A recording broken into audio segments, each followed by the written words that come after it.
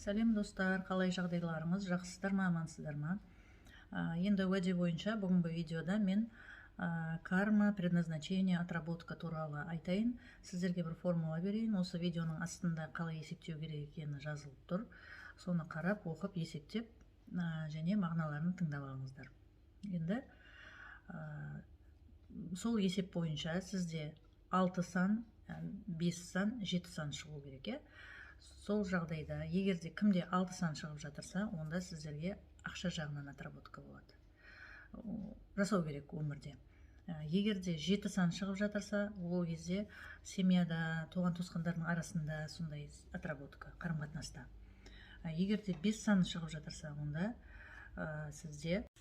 сізде жаңағы еркіндігіңіз, өзіңіздің бас бостандығыңыз, ментально соның отработкасы. Енді сол есеп бойынша шыққан сандардың біз ең бірінші санын қараймыз және ортасындағы санын қараймыз.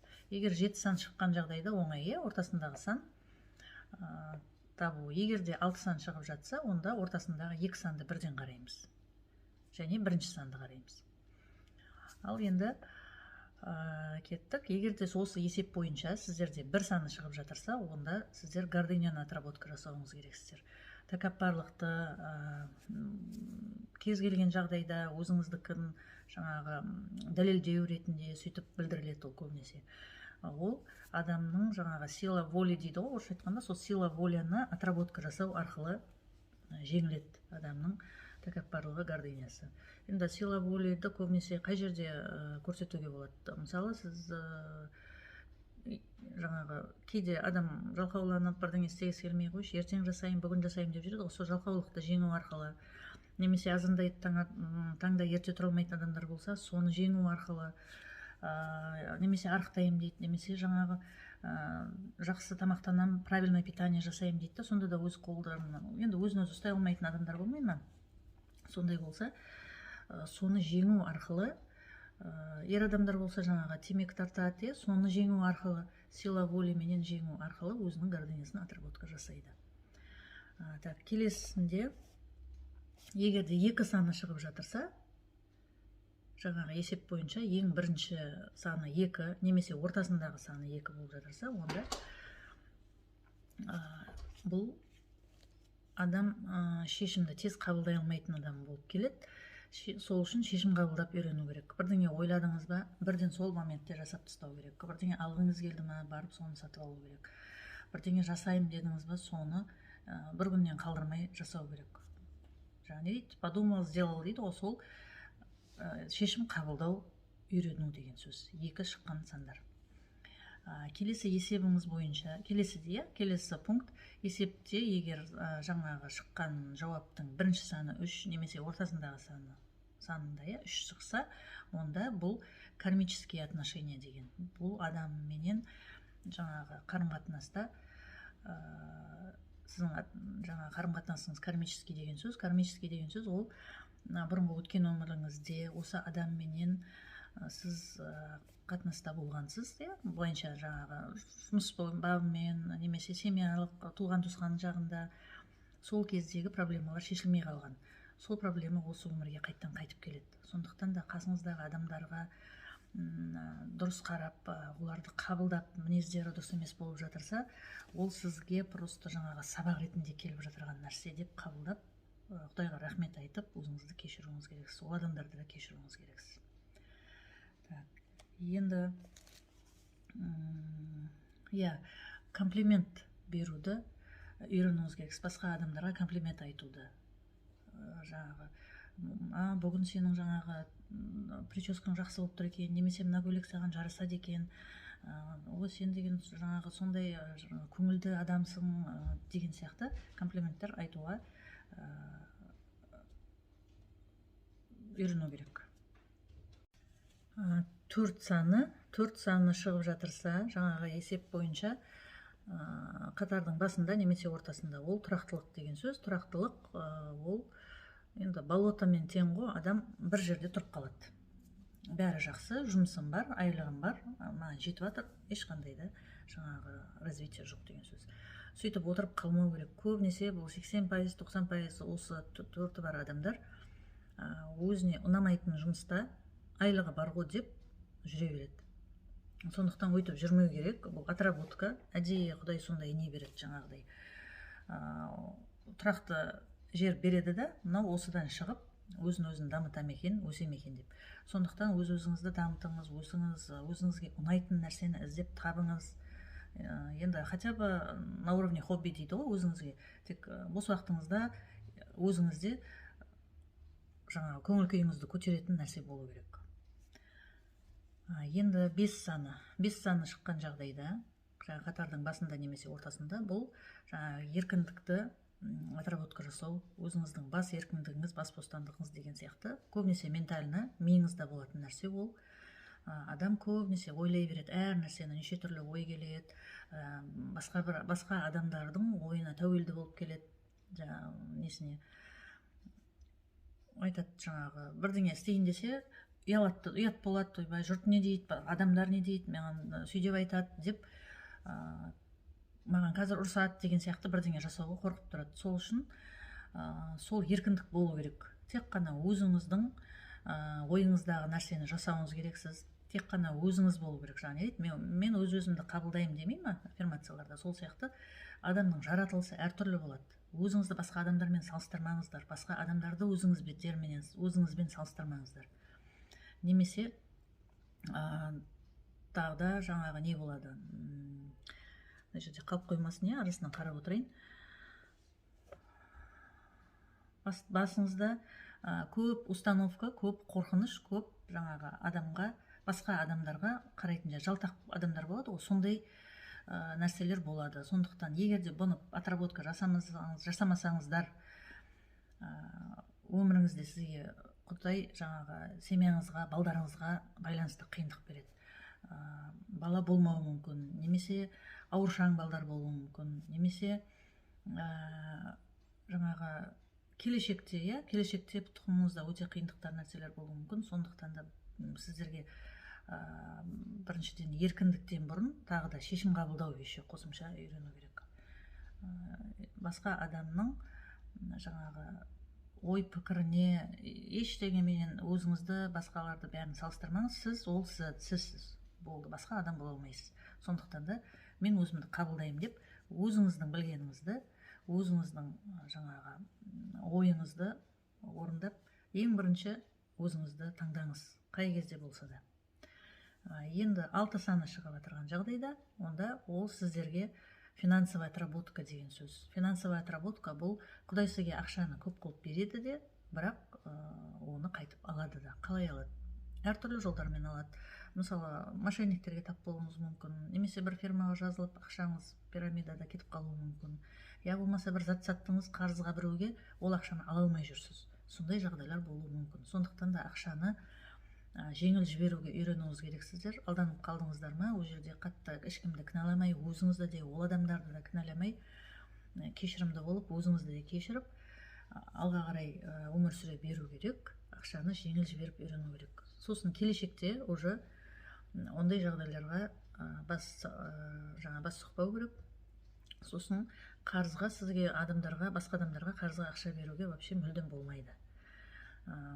Өйткені сіздің мына финансовый поток, любой адамда өзінде финансовый поток болады ғой, жаңағы ақша келетін жол, сол екіге бөлінеді де, жаңағы қарыз берген адамыңызға кетіп қалады. Енді сол финансовый поток екіге бөлінген кезде, жаңағы сіз қарыз берген адамыңызға кетеді. Енді ол адам сізге қарызды қайтарса да, ол финансовый потогыңыз қайтып келмейді, сол кішкентай күйінде қалады. Ол не деген сөз? Келешекте сіздің жағдайыңыз қиындауы мүмкін, жұмысыңыздан айырылуыңыз мүмкін, немесе айлығыңыз аз болуы мүмкін, табысыңыз азая бастайды. Кредит, сондай нәрселерге кіріп кетуіңіз мүмкін. Сондықтан да қарызға ақша күйінде еш нәрсе беруге болмайды. Тек жаңа қайырымдылық ретінде, менде мысалы қазір артық ақша жоқ, бірақ бір 5 мың теңге бар, я болмаса 10 мың теңге бар, өзіңіздің бере алатын ақшаңызды айтасыз да, мынаны берейін, бірақ қайтармай-ақ қой маған деп айтуыңыз керексіз. Сіздің отработкаңыз осы ақша жағынан.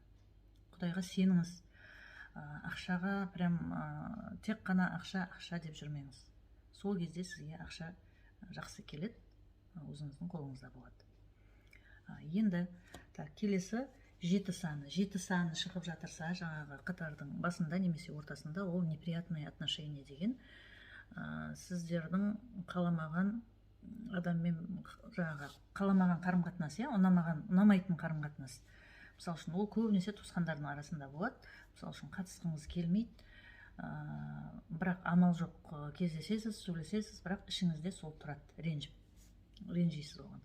Сол қарым-қатынасты сіз отработка жасауыңыз керек. Отработка деген өзіңізді кешіресіз, ол адамды да кешіресіз, қабылдайсыз. Қалай бар, солай қабылдайсыз. Өйткені ол адамның жаратылысы сол. Сіз өзіңіз тек сол адамды қалай қабылдауыңыз, соны таңдайсыз. Ренжіп қабылдайсыз ба, немесе басқа адам ғой деп қабылдайсыз ба, өзі жаратылысы сондай ғой деп қабылдайсыз ба, сізге байланысты. Сол кезде ол отработка жасалады, егер де сіз сол адамды солай қабылдасаңыз. Өйткені адамдар бәрі бірдей болмайды ғой. Сіз ол адамды өзіңіздей қылып тәрбиелей ала алмайсыз. Адам даже өзін тәрбиелей ала алмайды, жалқаулығы болса, несі болса, ештеңені сіз өзіңізді де жеңе алмайсыз ғой, мысалы. Сондай сияқты, егер 7 саны шығып жатырса, жаңағы адамға егер қатыспай қалсаңыз да, бір кішкентай совет, сообщение жазып жіберуіңізге болады.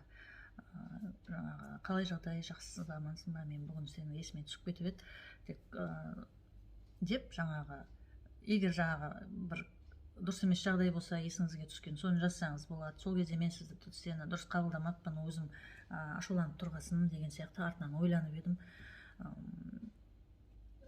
Сенің өзіңнің ойың сондай, менің ойым мынандай, біз екеуміз екі түрлі адам болғасын, әртүрлі көзқарас болады адамда, сондықтан мен сені кінәламаймын деп жазып жіберсеңіз болады. Мен сені кешірдім, өзімді де кешірдім, менің ренжігенім тек өзім ғана саған ренжіппін деп жазып жіберуге болады. Ол адамнан жауап күтпейсіз. Жауап бермеді деп уайымдамаңыз. Просто сіздің мына миыңыздан ол нәрсе кету керек. Әйтпесе орнына келетін нәрсе келмей тұрады. Сіздің мысалы доходыңыз көбею керек мысалы, ол өкпелегеніңіз, обидаңыз бәрі мына жеріңізде тұрса, сізге ақша да, басқа да жұмыста, нәрседе жаңағы несібеңізде келуі қиын болады. Сосын жаңағы әкеңізбен қарым-қатынас дұрыс болмаса, онда жаңа финансовый поток келуі қиын болады, ақша келуі қиын болады. Егер де анаңызбен, шешеңізбен қарым-қатынасыңыз қиын болса, ол кезде мына жан-жағыңыздағы адамдарменен қарым-қатынас өте қиын болады. Сондықтан ойланып, сол адамдармен бірге қарым-қатынаста дұрыстауға өзіңіз өміріңізде бағыт алыңыз. Сіздің отработкаңыз осы. Келесі 8. Егер де жаңағы есептеген сандардың басында немесе ортасында 8 сан шығып жатырса, ол мына адамның болады ғой, кейбір адамдармен өзі бір жолы болғыш екен деп атады. Сол адамдар, осы 8-і бар адамдар, жолы болғыш, удача, богатство дейді. Көбінесе богатство ума, жаңағы байлығы, өзінің ой байлығы, сана сезімі бәрі не болып келеді, бай болып келеді. Ол адамдар, және нені қатар айтып өтуге болады, 8 мен 9-ды, өйткені 9 саны шыққандарда оларда да сондай болады. Әсіресе оларда мудрость болады, даналық дейміз ба. Сол осы 8 мен 9 шыққан сан адамдар басқа адамдарды өздеріңізбен салыстырмаңыздар, басқа адамдардың ми қабілетін өздеріңіздің ми қабілеттеріңізбен салыстырмаңыздар. Жаңағы кейде естіп жатамыз ғой, не деген тупой, соны да білмей ма деп, басқа адамды тупой санамаңыздар, өйткені олардың мүлдем жаратылысы бөлек, ой өрісі бөлек, тәрбиесі бөлек деген сияқты ғой енді. Сондықтан да Құдай өзі адамға не береді, адам сонымен жүреді. Отработкаңыз сіздердің сол 8 бен 9 шыққан адамдар. Сосын жаңағы саморазвитие, жаңа не дейді, самообразование жасап, өз-өздеріңізді дамыта беріңіздер. Білген, жаңағы алған білімдеріңіз болады, соны таратуыңыз қажет. Басқа адамдарға үйретіп, таратып, өйткені ол білім алып, сіздер миыңызда, өзіңізде қалып қоя берсе, просто бүйтіп, әшейін неге бүйтпейсің, неге сөйтпейсің деп ақыл айтуға болмайды, басқа адамды давить етуге болмайды. Басқа адамдарға сол біліміңізді таратыңыз, үйретіңіз, оқытыңыз. өйткені басқа жаңағы кері жағдайда сіз мысалы үшін басқа адамды тупой санап, мен кіммін, ол кім деп уровеніңізді жоғары жаңағы ұстап жүрсеңіз, онда баспен проблема болуы мүмкін, давление болуы мүмкін, қатты жаңағы бас аурулары болуы мүмкін, немесе басқа травма болуы мүмкін. Иә? Сондықтан да өзіңізді шамалы тоқтатып, біліміңіз бар екен рас, Құдай сізге бәрін берді, ақыл ой, жаңағы ой өрісіңіз бәрін біліп тұрсыз. Енді соны басқаларға үйретіп тарату керек. Енді осы есеп бойынша 0 санында шығып жатады. Егер де ортасында 0 саны шығып жатырса, онда ол сізге берілген шанс, возможность. Соны пайдаланып, алға қарай жылжып, жаңадан бірдеңе бастауға сізге берілген шанс деген сөз. Жаңа бірдеңе бастайсыз, бизнес бастайсыз ба, бір оқудың жолын тауып, басқаша бірдеңе ойлап тауып бастайсыз ба, бірақ сізге соны бастауға ең басында қорқыныш береді. Сол қорқыныштан аттап өтіп бастай алу керек.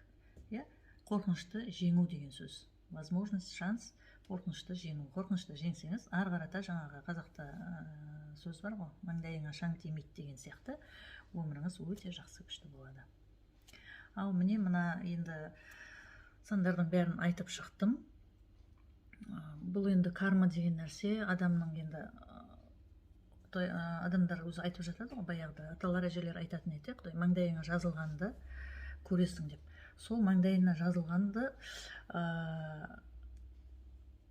нәрсені біз дегенде орысша карма деп айтса, ол карма 13 жасында қосылады, включается в 13 лет. Одан әрі қарай, оған дейін әке-шешесінің кармасы әсер етеді балдарға. Енді айтып жатады, неге ойбай кішкентайынан мынауды істеген жоқ, неге ол ауру болып толды, неге бүйтті, неге сөйтті десе, ол біліңіздер, әке-шешесінің жаңағы жасаған істеріне байланысты қиындықты көреді бала 13 жасқа дейін.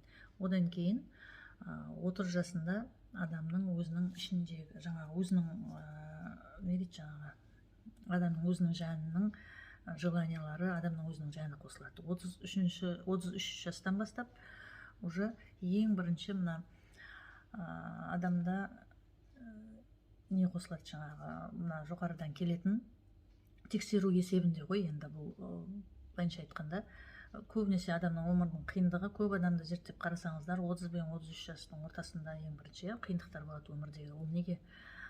Ол тексеріс есебінде осы 33 жасқа дейін сен өзіңнің жолыңды таптың ба, сол жолға түстің ба, осы қоғамға, адамға не пайда әкеліп жатырсың дейін.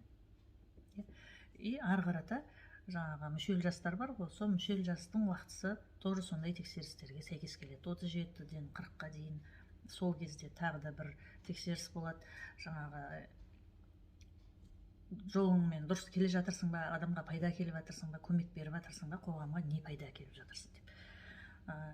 Сосын ары қарата 49-50 жаста тоже сондай тексеріс болады. Көп адам 50 жасында, 51-52, сондай уақыттарда ауруға шалдығып жатады.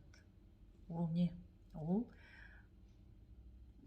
берілген жаңағы наказание емес, адамға бергенше, маған ойбай осы неге берілді деп ойлап жатады көбісі. Қиындықтар болып жатады, туған туысқандарын жоғалтып жатады. Ол жаңағы адам сол 50 жасына дейін өзінің жолын таппай, өзіне ұнамайтын жұмыстар жасап, жұмыс жасап жүріп, айлығы үшін баланы асырау керек, бүйту керек, сөйту керек деп тек қана солай жүрген адамдар сол кезде сондай ауруға шалдығады. Өйткені адамның организмі сол ауру арқылы айтады: сен мына жерде дұрыс істеген жоқсың, сен дұрыс жолға түскен жоқсың, өзіңнің жолыңды жасаған жоқсың, адамға пайда әкелген жоқсың қоғамға деп. Сондықтан да егер де өздеріңіздің жолдарыңызды білгілеріңіз келсе, осы видеоның астында жаңағы сілтеме бар, сол арқылы басып консультацияға келулеріңізге болады. Әр адамда өзінде жаңағы задачалар болады, осы өмірге келгендегі мақсаттары. Ол біреу болмайды. Ешқашанда, мысалы үшін біреулерді сен мынандай істеуің керексің дейді да, болды, сол ғана жолмен жүруге болмайды. Өйткені адамда әр түрлі мақсат болады. Қоғамның алдында мақсаты болады, туған туысқандарының алдында мақсаты болады. мына Құдайдың алдында бөлек мақсаты болады. Вот сондайлардың бәрін орындау керек. Сол орындау арқылы адамның денсаулығы да жақсы болады, ақшасы да көп болады, бала шағасы, жаңағы үрім бұтағы деймін, соның бәрі сау болады, өзінің де денсаулығы жақсы болады. Міне сол үшін мен сіздерге айтып жатқаным, мына консультацияға келіп, өздеріңіздің жолдарыңызды біліңіздер, осы өмірге келгендегі мақсаттарыңызды біліңіздер. Жақсы, сау болыңыздар. Мен сіздерге аманшылық тілеймін. Дендеріңіз сау болсын, табыстарыңыз мол, несібелеріңіз көп болсын.